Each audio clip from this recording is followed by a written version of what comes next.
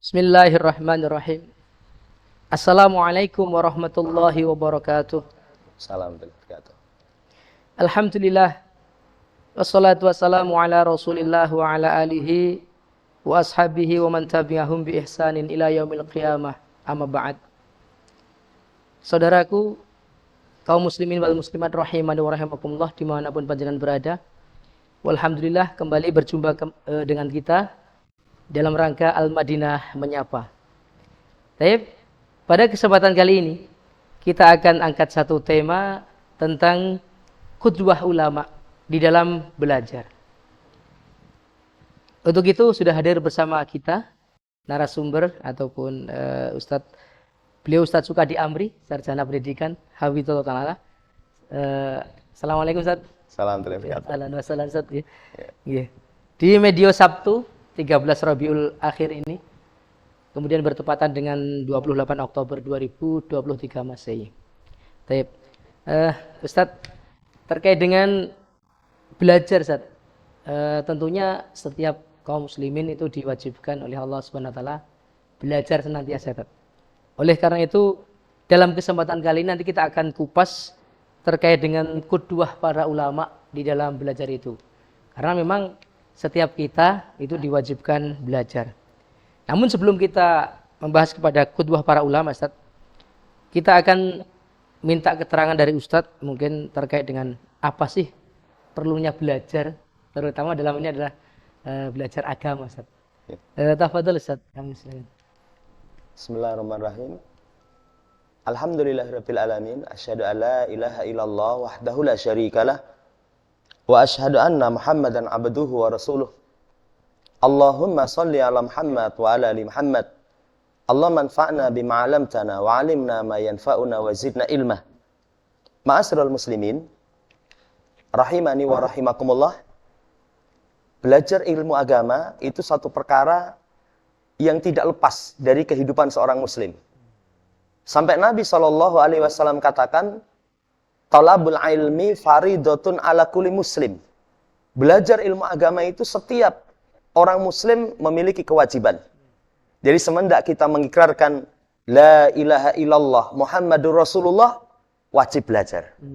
Apalagi nanti kalau kita lihat bagaimana nasihat para ulama. Pentingnya mempelajari ilmu agama itu pondasi amal dan dakwah. Kan kalau seseorang itu amalannya bagus, kemudian dia berdakwah, sungguh telah sempurna pribadinya. Makanya dalam surat Al-Asr, kata Allah, wal 'asr, innal insana lafi khusr, illal ladzina amanu wa 'amilus shalihat wa tawasaw bil haqq wa tawasaw bis sabr. Demi masa, kata Allah, sungguh manusia dalam keadaan merugi. Semua manusia itu, kata Allah, rugi. Karena didatangkan dengan lafaz innal insan. Jadi ada alif lam. Al-istighraq, semua rugi. Kecuali mereka yang memiliki 4 sifat. Memiliki 4 sifat itu iman, amal, tawasaw bil haq, tawasaw bis sabr. Kapan seseorang sudah memperbaiki amalnya, kemudian setelah memperbaiki amalnya itu memperbaiki orang lain, sempurna dirinya. Makanya Syekh Muhammad bin Abdul Wahab di kitab yang beliau itu supaya hasung kaum muslimin pertama kali dipelajari. Sampai ulama-ulama kita itu nasihatkan kitab ini jangan lepas untuk kita pelajari. Kata beliau, yajibu alaina ta'allumu arba'i masaila. Al-ula al-ilmu. Wajib bagi kita mempelajari 4 permasalahan. Beliau sebutkan pertama kali ilmu. Ini menunjukkan pentingnya belajar agama itu pondasi amal, pondasi dakwah. Makanya tidak mengherankan kalau Imamul Qayyim ketika beliau menjelaskan tentang tingkatan jihad. Beliau katakan jihad itu ada 4 tingkatan. Tingkatan paling dasar itu memerangi diri. Dibawakan hadis Nabi SAW, al-mujahidu man jahada nafsahu fi ta'atillah. Seorang mujahid itu dalam hadis yang sahih, itu yang memerangi dirinya untuk taat kepada Allah. Al-Hafidz Ibnu Hajar Asqalani, beliau ketika menjelaskan kandungan hadis ini, memerangi diri itu fa'ala ta'alumi umuriddin, kata beliau. Ya, beliau katakan dipaksa untuk mempelajari ilmu agama. Itu pertama kali. Nah, ini menunjukkan belajar agama nggak boleh lepas dari kehidupan kita. Laki-laki maupun perempuan, Ustaz. Laki-laki maupun perempuan. Laki-laki maupun perempuan. Apalagi nanti, setiap kita itu punya kewajiban untuk meningkatkan iman. Kan iman kalau dalam prinsip Ahlussunnah itu yazidu wa yanqus. Naik, turun, bertambah, berkurang. Itu Syekh Abdul Razak bin Abdul Muhsin Al-Abbad. Dalam kitab beliau Ziyadatul Iman wa Nuqsanuhu, itu beliau sebutkan paling penting dari semua perkara berkaitan tentang bertambahnya keimanan itu ta'alumu ilmin nafi' kata beliau. Mempelajari ilmu yang bermanfaat. Makanya sampai Dr. Shalih Fauzan, kemudian Utsaimin, beliau katakan afdalul a'mal fi waqtina hada. Seutama-utama amal di masa sekarang belajar ilmu agama. Karena kemaslahatan mempelajari ilmu agama itu melampaui. Bukan hanya diri, bukan hanya sesaat, bahkan sampai mati. Kalau pertemuan yang lalu, ada guru kita yang sampaikan, ketika anak Adam meninggal, terputus semua amalannya, kecuali 3. Shadaqatin jariyatin au ilmin yuntafa'u bihi, aw waladin shalihin yad'ulah. Dari 3 itu, paling istimewa ilmu yang diambil manfaat. Anak itu soleh, mendoakan orang tua, kalau paham ilmu agama. Kalau paham ilmu agama. Sedekah jariyah itu nanti akan terus menerus, pahalanya mengalir kalau dibangun di atas ilmu. Nah, ini menunjukkan. Jadi kewajiban kita itu terus mempelajari ilmu agama. Jadi muaranya itu pada ilmu. Iya, itu muaranya kepada ilmu. Apalagi Ahlussunnah. Ahlussunnah itu prinsip mereka itu terus belajar. Itu prinsip mereka itu terus belajar. Makanya nggak ada kata bagi Ahlussunnah itu, wah saya sudah selesailah belajarnya. Terus belajar. Terus belajar. Sampai sekelas Abdullah ibn Mubarak. Itu ulama besar. Dikisahkan oleh para ulama. Fatwa beliau itu ditunggu ribuan orang. Tapi beliau itu masih duduk di majelis ilmu. Sampai orang heran. Ya Imam, anta tajlisu wa anta qad arafta. Imam, kamu masih duduk. Kan kamu sudah paham. Kata beliau, semoga ada satu kata yang memberikan manfaat kepadaku yang belum pernah aku dengar. Nah ini diantara upaya supaya kita semangat mempelajari ilmu agama itu karena penting sekali. Iya. Demikian, Ustaz. Iya. Jadi sampai kapan kita itu belajar agama itu berarti sampai nggak ada batasnya, Ustaz? Nggak ada batasnya. Iya. Sampai kisah Imam Ahmad. Beliau di usia tua itu masih lari-lari dengan anak-anak. Ya, orang heran, ya Imam ilamata ma'al mahbarah. Sampai kapan bersama alat tulis? Kata beliau, ma'al mahbarah hatal makbarah. Dan kalimat itu saya lihat di buku-buku anak-anak kita di SD itu, yang buku tulis itu, saya pernah baca, wah, dibawakan kalimat itu. Jadi bersama alat tulis itu sampai mati. Sampai mati. Nanti begitu mati, itu tintanya dituang di situ, dikubur bersama dengan orangnya. Masya Allah. Itu seperti itu, Ustaz. Berarti termasuk orang tua, Ustaz ya? Artinya mereka harus juga cari ilmu, Ustaz, untuk mendidik anak-anak di rumah, Ustaz. Artinya seperti itu. Ya memang, sampai kepada orang tuanya. Bahkan nanti kalau dibahas tentang keberhasilan pendidikan anak, itu nanti dirangkum dari penjelasan para ulama 4 faktor yang dominan. Guru, kemudian orang tua, kemudian lingkungan, kemudian yang keempatnya itu memang kondisi anaknya. Kondisi anaknya, faktor hidayah. Tapi orang tua itu sangat kuat pengaruhnya. Karena kalau anak, misalkan disekolahkan, berapa jam di sekolahan? Dengan di rumah lebih lama. Lebih lama. Dan kita banyak temukan pengaruh pendidikan orang tua itu sangat besar dibandingkan dengan di luar. Dulu kita punya anak-anak, kita didik, Masya Allah. Begitu dewasa itu kaget. Ketemu di jalan, Assalamualaikum Kak. Lu siapa kamu? Saya dulu murid kakak katanya. Saya itu sudah pakai anting, penampilannya sudah sangar. Masya Allah. Kenapa bisa seperti itu? Faktor orang tua tidak mendukung. Begitu penting. Jadi termasuk orang tua itu harus semangat. Harus semangat. Saya pernah mendengar kata-kata ini. Kalau orang tua tidak belajar agama, bagaimana dia akan mendidik anak-anaknya? Termasuk juga istri nggak belajar agama, bagaimana dia akan taat pada suaminya? Anak juga tidak belajar agama, bagaimana dia akan berbakti pada orang tuanya? Berarti memang itu sangat penting sekali bagi semuanya. Itu prinsip, jadi nggak bisa lepas. Nggak bisa lepas. Sampai kita ketemu beberapa orang yang alhamdulillah dia tadinya nggak sholat, mau sholat. Semangat ke masjid, bagus. Tapi saya sampaikan, kalau kamu tidak mau duduk bersimpuh di hadapan guru, itu lemah nanti. Nanti mudah sekali terlepas kepada kemaksiatan kembali. Itu pentingnya seseorang itu untuk bersimpuh di hadapan guru, mempelajari ilmu. Mungkin bisa disampaikan Ustaz tentang bekal keberhasilan di dalam belajar itu kira-kira apa saja Ustaz? Nah, para ulama kita nanti kasih catatan-catatan. Kalau seorang pengen berhasil dalam belajar itu, pertama niat yang ikhlas. Sampai nanti ada kalimat, innamat tanalul mar'ul ilma ala qadri ikhlasi. Seseorang itu akan mendapatkan ilmu sekedar berkaitan dengan kualitas keikhlasannya. Semakin ikhlas, itu nanti dia akan semakin kuat berhasil dalam belajar. Sampai kata Imam Ahmad. Kata Imam Ahmad itu, al-ilmu la ya'dilu syai' liman sahat niyatuhu. Ilmu itu nggak ada tandingannya bagi orang yang niatannya tulus. Sampai orang tanya, gimana niatan tulus itu? Raf'ul jahli an nafsihi wa an ghairihi. Mengangkat kebodohan dari dirinya dan orang lain.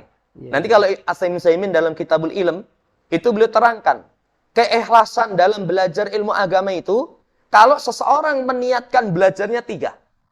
Pertama, imtithalu amri syar'i. Melaksanakan perintah syariat. Karena tadi dibawakan hadis, syariat kita itu mewajibkan kita belajar. Mewajibkan kita belajar. Kemudian yang kedua, kata beliau, itu mengangkat kebodohan dari diri kita dan orang lain.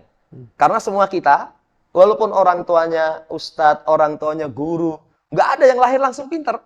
Bahkan kata Allah, wallahu akhrajakum min butuni ummahatikum la ta'lamuna syai'a, itu kata Allah. Dialah Allah yang mengeluarkan kalian dari perut ibu kalian, nggak tahu apa-apa. Makanya angkat kebodohan dari diri kita dan orang lain. Itu persis seperti ucapan Imam Ahmad. Itu kata As-Saimin. Yang ketiganya, difa'ani syariah. Menjaga kemurnian syariat. Kalau kita orang muslim tidak belajar ilmu agama, siapa yang akan mewarisi ilmu agama? Padahal, ya Ustaz yang ini kalau pernah mendengar tentang kisah kaum Nabi Nuh. Kenapa mereka itu menyembah Wat, Suwa, Yaghus, Ya'uqa, wa Nasra? Itu kan nama-nama orang soleh. Kisahnya begitu-begitu mati, setan membisikkan, sudahlah, nggak usah sedih, bikin gambar.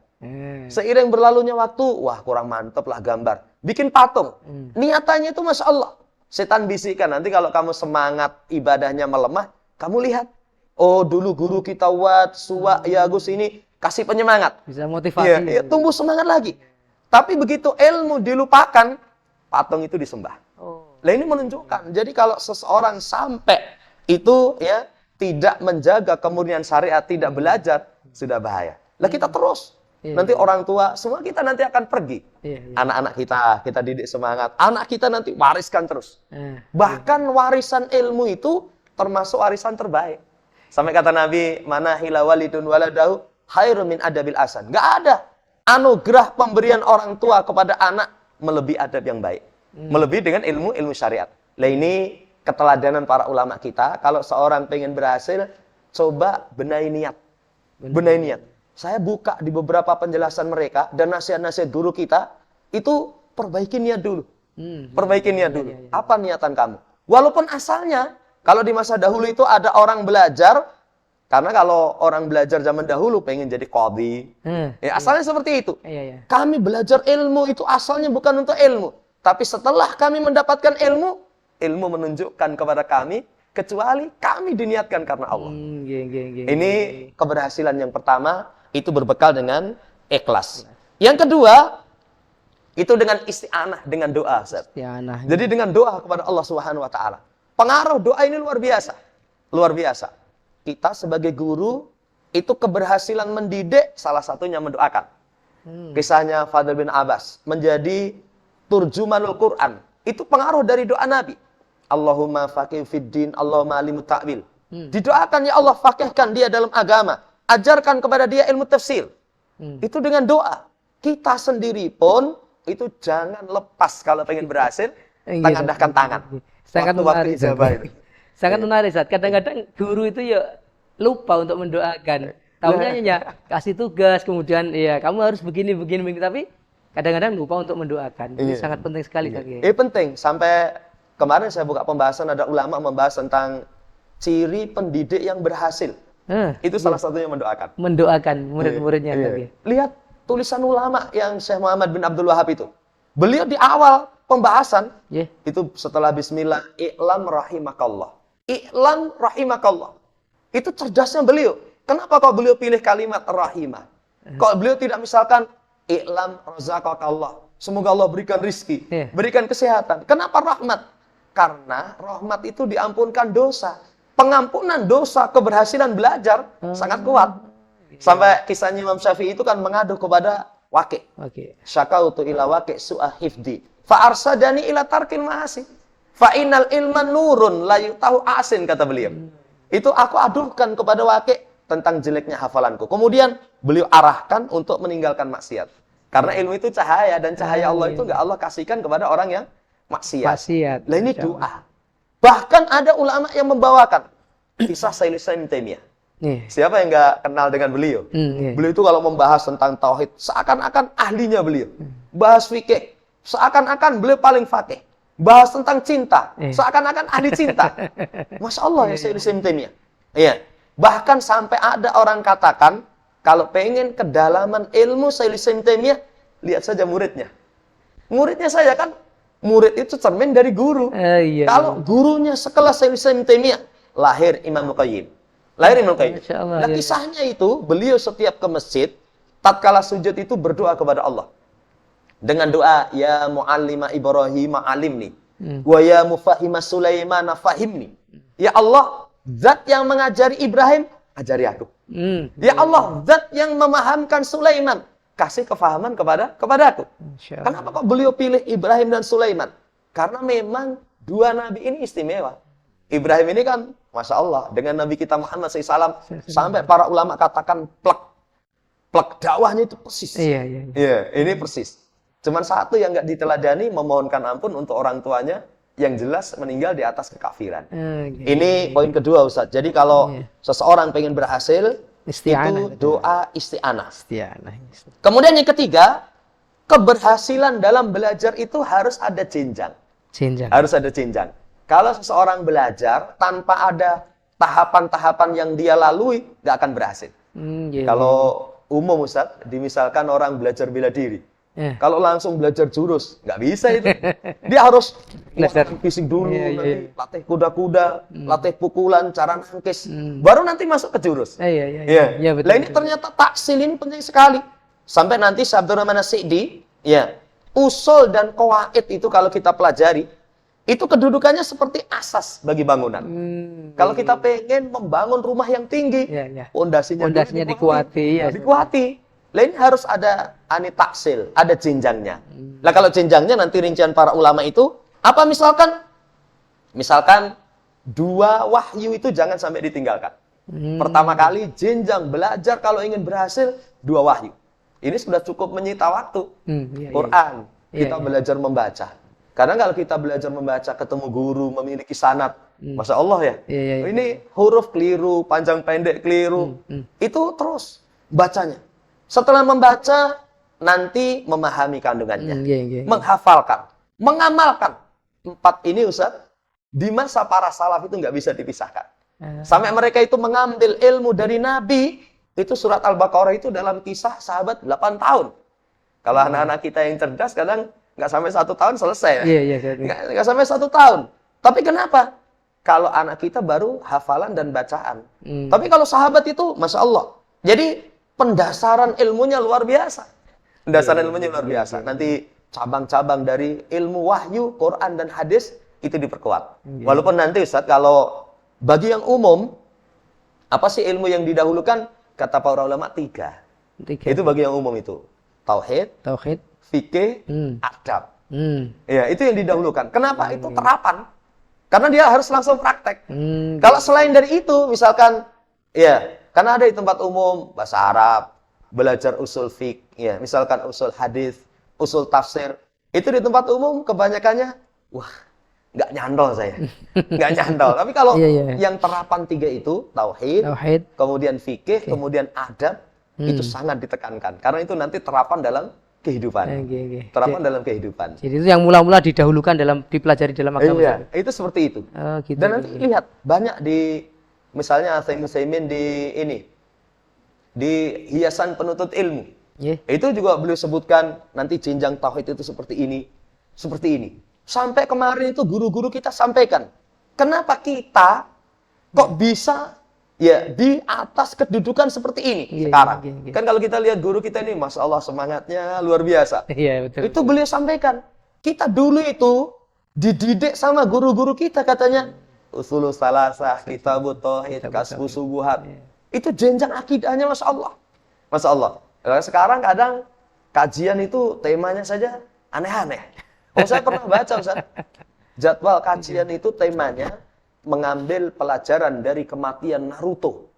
Saya itu, wah, gimana nanti hasilnya coba? Iya. Gimana nanti hasilnya? Mungkin biar kekinian gitu kan. Seakan-akan, wah ini era milenial lah. Ya, kalau begitu gimana nanti hasilnya? Jadi ini penting sekali, ini jenjang. Jadi pelajarannya itu taksil, bahkan banyak dari guru-guru kita itu menekankan. Terus, pokoknya didik dengan seperti itu. Sampai para ulama sampaikan, kalau seseorang belajar kepada guru, katakanlah lokal lah, tapi jenjangnya urut, itu nanti akan membawa kepada keberhasilan. Saya tadi baca tulisan dari Syekh Utsaimin. Itu beliau sampaikan, materi yang sedikit dikuasai, dan itu materi pokok lebih baik. Lebih baik daripada kadang dijejali dengan bermacam, sementara yang nyantol tidak ada. Nah ini salah satu sebab keberhasilan itu nanti para ulama. Itu jenjang kemudian taksil. Ustaz, saya kira tadi jenjang itu jenjang usia, Ustaz. Artinya berarti kalau pendidikan itu tadi jenjang materi ya, Ustaz ya. Berarti untuk anak-anak mungkin jenjangnya juga sama, akidah dulu atau fikih dulu dan adab berarti ya, Ustaz. Sama, jadi sama. Itu kalau materi yang disampaikan. Dan nanti yang membedakan itu tentang bagaimana menyampaikan. Bagaimana menyampaikan? Nah, makanya nanti ada kalimat para ulama, kalimun nas ala qadri ukulihim. Bicarai manusia itu sesuai dengan kadar akal mereka. Akal mereka. Kalau kita dengan anak-anak misalkan, bahasa orang tua, monoton. Betul. Di bahasa siapa itu yang di acara kita juga kan begitu. Jadi kalau misalkan bahasa kepada anak, ya nanti bikin jemu. Orang awam dengan penuntut ilmu berbeda. Kalau penuntut ilmu itu mereka sudah siap. Pokoknya apa yang disampaikan, catat, hafal, dikuasai. Tapi kalau orang awam itu kadang kita harus membahasakan 3 lapis. Iya. 3 lapis. Kadang dalil itu nggak perlu didetailkan. Cukup dengan simple, tapi terapannya diserap dengan mereka. Paham mereka. Kalau materinya sama, cuma nanti metode membicarai atau menyampaikannya itu yang bertahap. Jadi penyajiannya lain. Kalau nanti ada pembahasan, seorang yang hendak mengajar itu bekal yang tidak bisa ditawar itu ilmu. Ustaz. Ilmu itu pertama ilmu yang akan dia sampaikan. Iya. Akan dia sampaikan. Kalau seseorang mengajar tidak berbekal dengan ilmu, bahasanya para ulama faqidu syai' la yu'ti. Enggak punya enggak bisa memberi. Betul, Ustaz. Yang kedua, berilmu tentang orang yang akan dia ajar. Ini diambil istinbat dari ketika Rasul mengutus Mu'ad ke Yaman. Innaka ta'ti qauman min ahlil kitab. Kamu datang ahlul kitab, berarti kamu persiapan. Ahlul kitab ini orang yang berilmu, pintar, orang yang cerdas. Iya, itu berarti kita harus berbekal ilmu tentang keadaan orang yang akan kita sampaikan padanya ilmu. Yang ketiga, metode. Lah metode penyampaian ini nggak mudah. Metode penyampaian ini nggak mudah. Kalau misalkan kepada anak dengan bahasa orang dewasa, nggak nyambung. Nggak nyambung. Lah ini Ustadz yang nomor 3 ini yang memang butuh. Sampai dulu kita berapa kali begitu nyampaikan itu, alhamdulillah ada guru itu nelpon WA, ini contohnya diperbaiki, Masya Allah. Jadi perhatian guru-guru kita itu sampai segitunya. Itu menunjukkan, oh iya ini harus kita benahi. Kalau berkaitan dengan pendalilan, Masya Allah sekarang. Dari warisan guru-guru, kitab-kitab, makalah-makalah yang ditulis. Sekarang banyak sekali. Banyak sekali. Tapi kalau metode penyampaian itu butuh yang ini, butuh ekstra. Itu begitu, Ustaz. Jadi keberhasilan itu nanti diantaranya harus dengan berjenjang atau taksil. Masih ada lagi, Ustaz. Kalau seseorang pengen berhasil itu, diantara yang dinasihatkan oleh Imam Syafi'i, ini yang nggak bisa ditawar itu semangat. Semangat. Semangat. Iya, Kan beliau katakan ilmu itu nggak bisa dicapai kecuali dengan 6. Dakaun, wa hirsun, wa ijtihadun, wa bulghatun, wa suhbatul ustad, wa tul zaman. Kata beliau, cerdas, semangat, sungguh-sungguh, totalitas, bimbingan guru, waktunya lama. Masya Allah. Itu dari poin ini, 6 ini paling pengaruh besar itu semangat. Semangat. Nah, ini menumbuhkan semangat itu gimana? Kita lihat sendiri Ustaz. Sama anak-anak kita lah, misalkan yang sekelas SD. Yang anak semangat dengan nggak semangat, hasilnya beda kok. Hasilnya beda. Lah menumbuhkan semangat ini memang agak sulit. Ya, tapi ulama kasih keteladanan. Gimana menumbuhkan semangat itu? Membaca keutamaan ilmu. Jadi anak-anak itu dikasih penyemangat. Sampai kalau para salaf itu, kamu semangat belajar ilmu agama. Nanti kamu bisa memakan makanan para raja. Sampai ada ketika kecil disemangati kayak gitu. Dewasanya itu karena menjadi ulama besar, diundang makan di tempatnya khalifah. Disuruh makan itu cuman senyum-senyum. Kenapa tersenyum? Kata beliau, ini saya teringat nasihat ibu. Jadi kata khalifah itu ini makanan nggak ada di luar. Itu namanya penyemangat. Walaupun mungkin sifat duniawi. Sampai nanti kalau kamu dapat satu hadis tak kasih uang sekian. Itu penyemangat. Kemudian yang kedua, kalau pengen semangat itu cita-citanya harus tinggi. Kalau bahasa penyair itu kakimu berpijak di bumi, tapi cita-citamu digantung di Suroya. Itu cita-cita yang tinggi. Kalau pengen menjadi tokoh di masa yang akan datang, itu kisahnya Urwah bin Zubair. Beliau katakan dulu kami itu as-saghir, di masyarakat nggak dikenal, nggak dipertimbangkan. Tapi sekarang kami kibar. Kenapa begitu? Kata beliau, ta'allamu tasawwadu bihi. Kamu belajar, nanti kamu akan menjadi imam. Nah ini penyemangat. Kemudian penyemangat itu nanti kayak mengambil ibroh dari kejadian. Kalau Imam Kisai ini saya terkesan itu. Beliau belajar nahwu, Ustaz. Itu nggak nyantol-nyantol. Lihat semut bawa barang, yang barangnya itu lebih besar dari tubuhnya. Naik sampai atas jatuh, ambil lagi. Sampai atas jatuh, ambil lagi. Sekian lama berhasil melompati dinding. Kata beliau, wah ini semut karena kesungguhannya berhasil. Aku harus sungguh-sungguh. Akhirnya beliau sungguh-sungguh itu menjadi ulama di bidang nahwu dan masih banyak yang lain. Itu semangatnya Ibnu Abbas. Ulama besar itu waktu mudanya ternyata mulazamah kepada kibar sahabat. Sampai sahabat itu, "Bu, kamu undang saya aja nanti saya datang ke rumah." Karena kan anak paman Rasul. Tapi enggak, justru hak guru itu didatangi bukan mendatangi. Gitu Ustaz. Ini semangat ini pengaruhnya luar biasa. Jadi itu di antara qudwah para ulama terdahulu Ustaz. Terus saya pernah mendengar Ustaz, bagaimana seorang ulama itu mencari kebenaran satu hadis. Itu dalam bahasa Jawa direwangi perjalanan 1 bulan. Ini benar Ustaz ya? Jadi zaman dahulu. Bin Abdillah itu beliau menempuh perjalanan ke Syam. Syam itu jauh sekali. 1 bulan perjalanan. 1 bulan perjalanan. Itu hanya untuk satu hadis. Satu hadis. Wah ini Masya Allah ya. Lah kalau kita datang ke majelis ilmu itu berapa menit? Karena setengah jam. Biayanya berapa? Biayanya cuman berapa sih per talit cuman sedikit aja. Setengah liter. Berapa hadis yang kita dapat? Iya betul. Majelis itu sekian hadis. Betul. Ini Masya Allah semangatnya para salaf. Belum lagi kisahnya nanti ada Abu Hatim Ar-Razi itu sampai berjalan 5.000 kilometer. Masya Allah. Sampai nasihat beliau, kalau pengen jadi penuntut ilmu itu sendalnya dari besi. Untuk perjalanan itu. Iya, perjalanan. Dalam rangka mencari kebenaran satu hadis. Iya, itu sama Masya Allah. Jadi luar biasa. Ini semangat beliau, para pendahulu kita, itu untuk bisa mendapatkan ilmu. Kalau sekarang enak sekali saya mencari ilmu saja. Semua disediakan melalui internet. Jadi kita cobalah perbaiki niat itu, ketulusan itu. Kemudian cobalah kita syukuri kondisi. Nah, kemudian banyak masuk ada alasan. Saya itu sampai bilang sama orang, kalau kita nggak datang ke majelis ilmu, nggak mau belajar, apa sarananya nggak ada.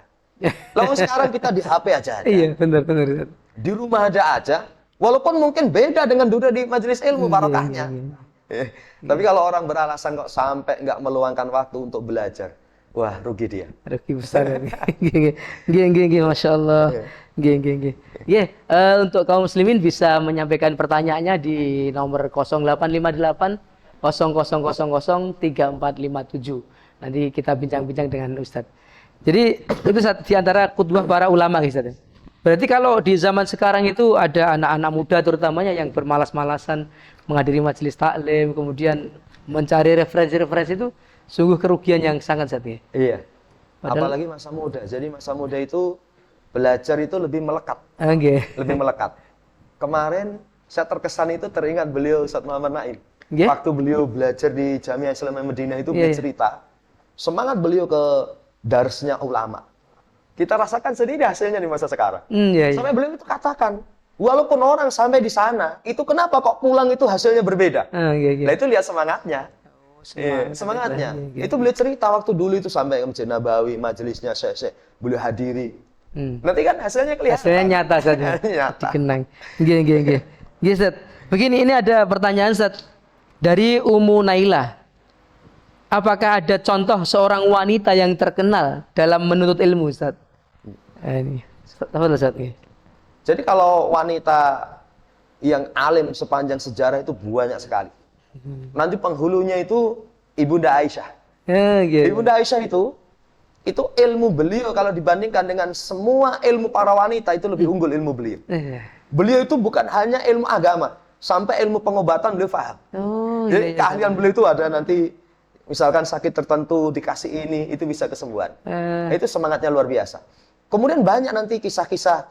Cuman ya kemarin kita ini nggak begitu detailkan pembahasan. Iya. Jadi ada para wanita yang masya Allah. Dan ini saya pernah berpikir termasuk kekurangan yang berdakwah di tempat umum itu yang ustadzah. Ustadzah. Kebanyakan ustadzah itu belajarnya mereka nggak sampai tuntas.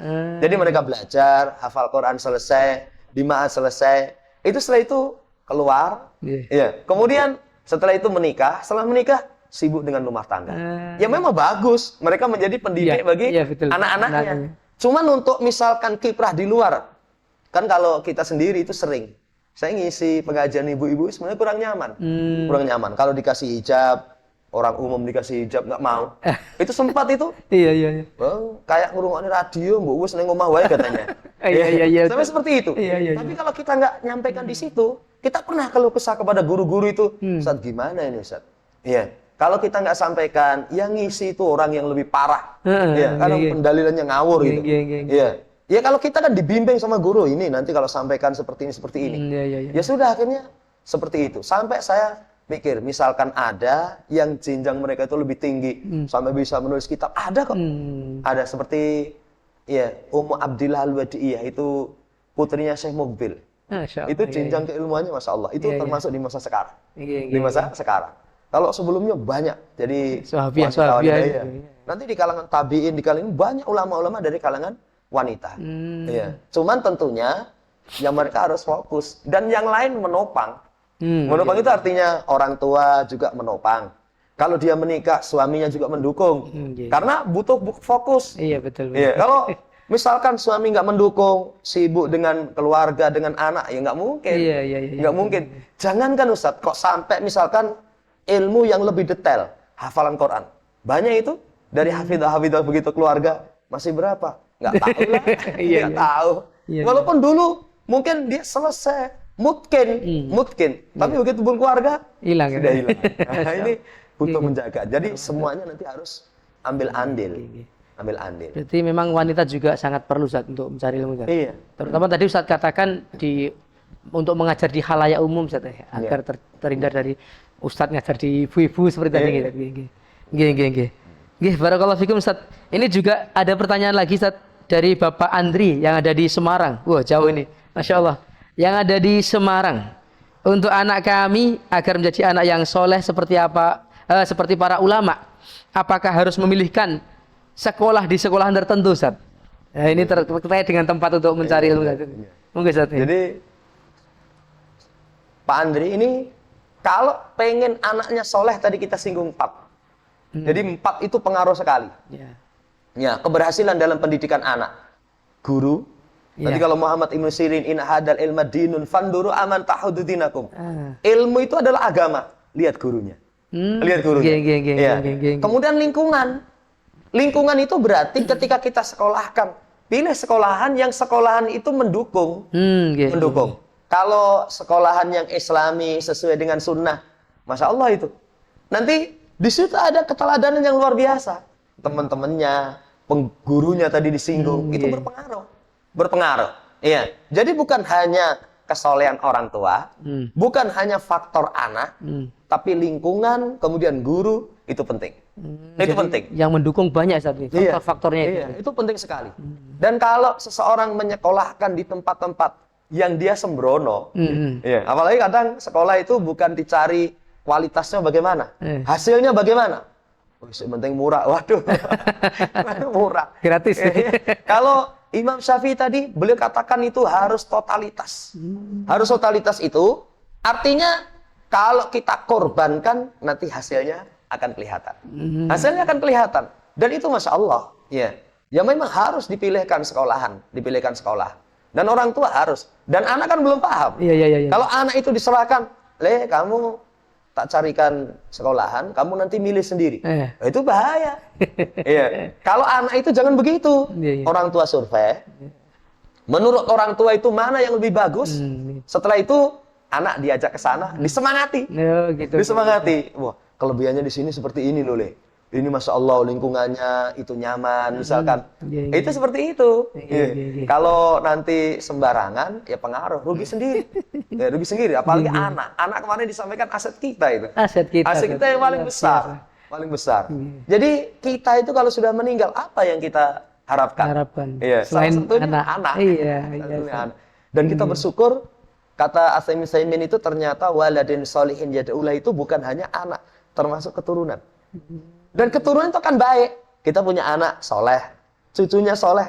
Itu kan pengaruh dari ayah. Iya. Terus berjenjang. Itu bisa membawa kebaikan kepada kita. Masya Allah. Gitu.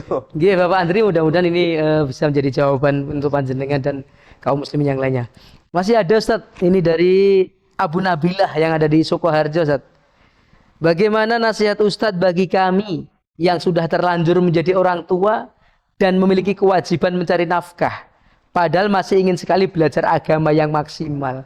Saat ini problematika. Abu Nabila, jadi ilmu itu rezeki. Ilmu itu rezeki. Jangan dikira ketika orang nanti sudah berkeluarga, itu menjadikan dia terhalang dari ilmu. Terhalang dari ilmu. Saya temukan beberapa orang. Itu ketika bujangan, saya tahu sendiri. Malas-malasan. Malas-malasan. Begitu mau nikah, itu si awatnya mensyaratkan. Kamu harus belajar. Kamu harus tinggalkan rokok. Iya, harus tinggalkan rokok. Itu, Masya Allah, ya kekuatan perempuan. Ya. Kekuatan perempuan. Akhirnya dia semangat. Semangat belajar. Ya, walaupun saya lihat sendiri, dari sisi ekonomi, awal-awal nikah, namanya awal nikah. Iya. Itu kalau orang perekonomian belum kuat. Pasti hoyak aja gitu. Itu ya Senin Kemis lah, Senin makan, Kemis nggak makan. Seperti itu. Puasa dong. Tapi, Masya Allah, karena semangatnya, saya lihat sendiri setelah anaknya sekarang sudah kuliah itu beliau saya anggap termasuk berhasil belajarnya. Jenjangnya, tapi semangat. Dan nggak ada alasan kalau misalkan bekerja, kan kita bekerja ada waktu. Ada waktu. Misalkan hari Ahad libur, manfaatkan sebaiknya. Dan memanfaatkan waktu sebaiknya itu pokoknya fokus ke situ. Fokus itu. Walaupun orang lain mungkin hari Ahad dia mancing, hari Ahad dia renang, santai. Ya kalau dia memang semangat kepada ilmu, pokoknya saya pagi sampai siang itu harus fokus belajar. Dan alhamdulillah sekarang Ma'hadul Ulum, jadi mahat-mahat ilmu yang itu fokus penanganan orang-orang yang jenjangnya itu sudah bukan anak yang belajar. Jadi sudah berkeluarga, sudah apa. Itu banyak kok. Di Mahat Ilmi Jajar. Itu dulu kita lama kan di situ. Ada seorang bapak-bapak itu usianya sudah 50 tahun lebih. Di jenjang Iqdat. Jadi bahasa itu. Tahun ini yang lain sudah masuk fasal awal, beliau masih di situ. Sampai saya ingat itu 3 kali. Jadi yang lain sudah sampai fasal thalis, beliau masih di pemula. Tapi Masya Allah, di tahun yang ketiga beliau mampu. Untuk naik. Untuk naik. Nah ini karena semangat. Dan jangan katakan ini apa, nggak mungkin. Jadi kalau seorang sudah pesimis dulu, wah masa saya seperti ini masa mungkin berhasil. Jangan. Orang harus optimis. Ya. Nabiullah Musa itu berapa usianya ketika belajar kepada Nabi Khidir? Padahal kalau dari sisi keistimewaan, semua sepakat. Musa ulul azmi minar rusul. Khidir, itu kan silang pendapat. Sebagian ulama katakan nabi, sebagian katakan orang soleh. Ya taruhlah nabi. Nabi dengan rasul, lebih tinggi rasul. Apalagi ulul azmi minar rusul, lebih tinggi. Betul. Tapi Musa semangatnya luar biasa. Sampai di tafsir Syekh Abdurrahman As-Sa'di, itu di situ terdapat pelajaran bagus banget bagi penuntut ilmu. Salah satunya harus punya semangat. Dan ini Abu Nabilah, jangan patah arang. Jangan patah arang. Jadi jangan putus asa. Jangan putus asa. Meskipun bekerja di sela-sela itu iya, tadi. sela-sela. Iya. Itu harus tetap. Kalau ilmu itu misalkan nggak nyantol sekali, saya baca kisahnya Ibnu Hajar, walaupun saya belum cek kesohihannya. Katanya beliau itu belajar itu nggak nyambung. Setelah nggak nyambung itu lihat ada air netes ke batu. Itu batu kena tetesan air itu berlubang. Kata beliau, ilmu itu ya tidak selembut air. Otakku ini nggak sebebal batu, kata beliau. Iya. Akhirnya muncul semangat. Beliau menjadi ulama besar. Walaupun saya belum cek, tapi pelajaran ini nyata. Pelajaran ini nyata. Jadi Abu Nabilah jangan pesimis, pokoknya sudahlah. Ya, walaupun nanti kapan berhasil, seseorang itu jangan tanya kapan berhasilnya, tapi seberapa ikhtiar dia. Ikhtiar dia. Walaupun orang sekarang begitu. Kita sering ditanya misalkan kalau belajar bahasa Arab, apa sih metode yang paling cepat? Saya nggak suka pertanyaan ini. Jadi bukan metode yang paling cepat. Usaha kamu seberapa maksimal? Oh iya. Seberapa maksimal? Ada orang yang maksimal dalam berusaha, itu 1 bulan sudah ada hasil. Tapi ada orang yang maksimal 1 tahun kok nggak ada hasil. Jangan semangat. Jangan tanya kapan berhasilnya, tapi maksimal kita sudah belum. Gitu, Ustaz. Barakallahu fikum, Ustaz. Ini masih ada pertanyaan lagi, Ustaz. Ini dari Abu Kasyah di Gumpang, Ustaz.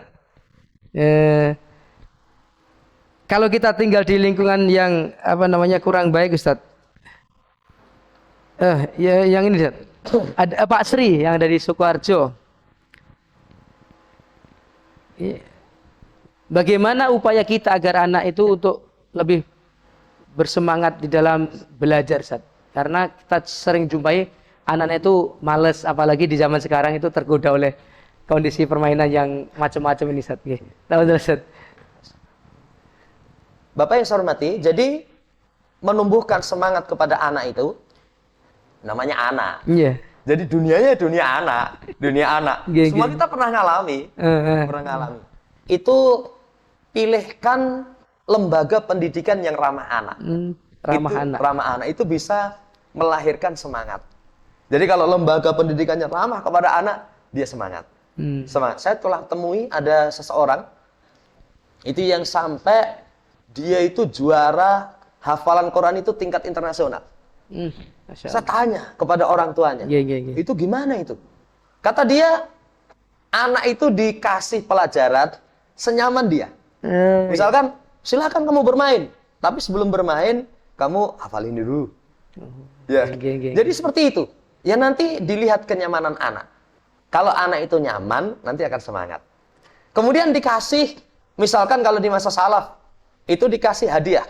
Kayak salaf itu ada orang tua itu kalau kamu dapat hadis 1, nanti dia kasih uang sekian. Kasih uang sekian. Bisa itu penyemangat anak. Lah kayak di mana itu ada pesantren, itu misalkan 1 pekan anak itu harus hafal sekian lembar dari Quran. Nanti dikasih, kalau kamu hafal, nanti boleh liburan 2 hari. Semangat itu. Iya. Nah itu upaya-upaya untuk menumbuhkan semangat kepada anak. Dan namanya anak, sekali lagi dunianya masih bermain. Jadi harus paham, kalau nanti sampai ditekan, masa bermainnya itu dicabut, nanti di usia perkembangan rusak. Kita itu pernah lihat ada seorang ketika masih usia SD itu, Masya Allah, menjelang SMP itu, Masya Allah, itu hafal Quran, bagus. Tapi dengan terpaksa. Begitu saya SMA, nongkrong di perampatan. Coba kalau orang lihat, kok bisa begitu? Kok bisa begitu? Padahal ketika kecil itu, wah dia bisa banggakan ke semua. Wah anak saya sudah sekian-sekian. Tapi terpaksa. Terpaksa. Jadi orang itu harus paham, ini anak tertekan, atau anak memang dengan kerelaan hati. Dan orang tua harus mampu misalkan, kalau sekolah misalkan nggak pulang, pilih lingkungan yang nyaman. Yang kalau bahasanya itu, pesantren yang ramah anak, ramah Nggih, anak nggih, ya. nggih, nggih. Itu sekarang alhamdulillah sudah mulai dirintis, termasuk di pesantren kita itu kan Al-Madinah. diupayakan, Iya, iya, iya. diupayakan.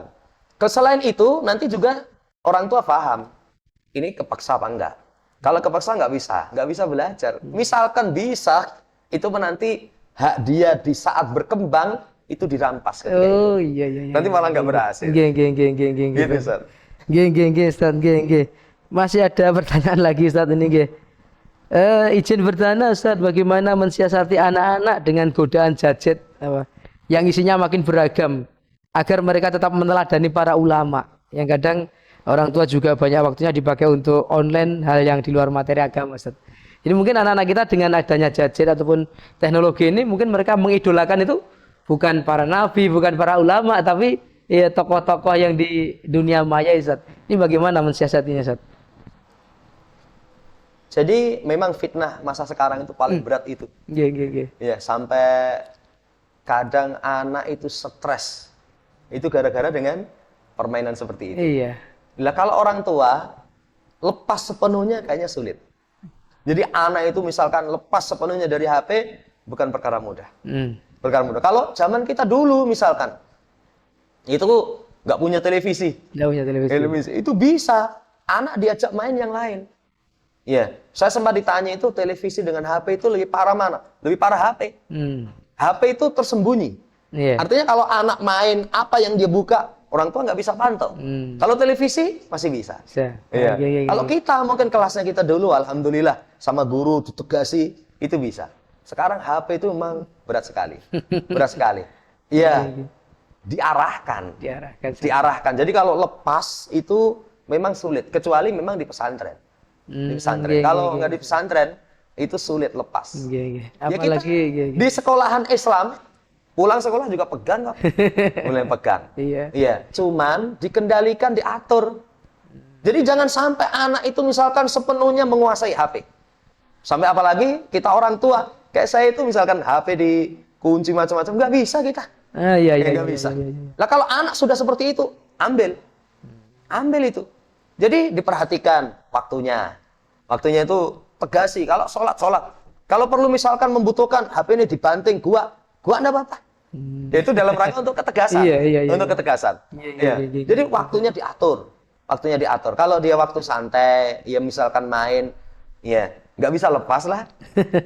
Kemudian dipantau, apa sih permainannya?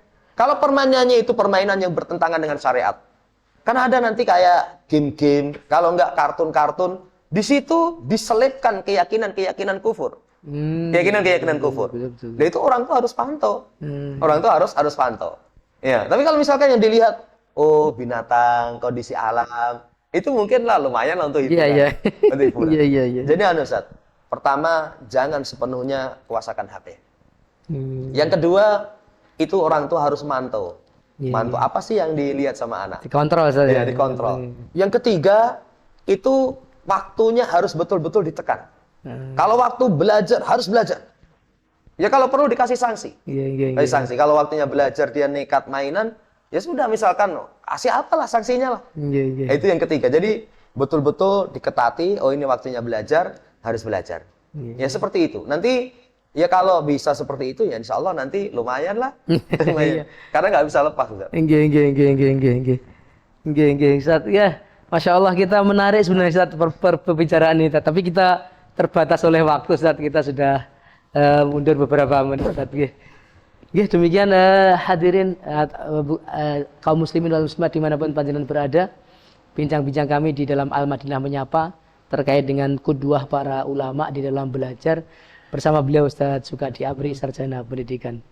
Mudah-mudahan yang kita bicarakan tadi ada manfaatnya untuk kita semuanya, dan saya ucapkan jazakallahu khairan Ustaz atas ilmu yang diberikan kepada kita semuanya. Sebelum kita tutup, saya informasikan di SD IPL Madinah Kartasura masih menerima pendaftaran murid baru. Untuk itu segera bisa hubungi di tagline di medsos panjenengan semuanya. Akhirnya saya Budi yang membawakan acara dan juga beliau Ustaz Sukadi Amri undur diri. Insyaallah kita bertemu di lain kesempatan.